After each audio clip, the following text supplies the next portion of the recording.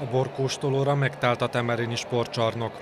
Vörös, fehér, gyümölcs, desszertborok, valamint rozék közül válogathattak az ide látogatók. Gyümölcsborok ízlelnek a legjobban, de a szőlőborok is finomak. Vöröset, száraz vörösbort, inkább azok mennek valahogy jobban. A magyarországi és a vajdasági borok egyaránt jól szerepeltek. A fehér borok kategóriájában Fekete Zoltán a disznóháti rajnai rizlingjével szerzett aranyérmet.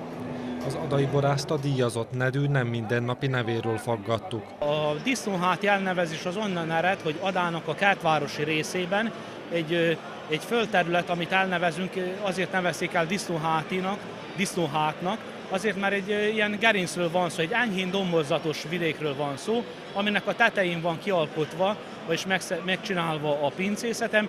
A versenyen a rendezvényt szervező kertbarátkör is megmérettette borait. Schneider Sándor elnök elmondta, a Vincenapi Borfesztivál 17 éve alatt nagyon sok fiatal borász társult az egyesülethez. A tagjaink is, a saját borunk is, hát mondhatom, hogy jó eredménnyel szerepeltek. Ugye, hát arany, ezüst, erős ezüst borral, ugye, kertbarátnak a borai, a tagságnak, az ott aranyérén vagy erős ezüstéremmel rendelkeztek.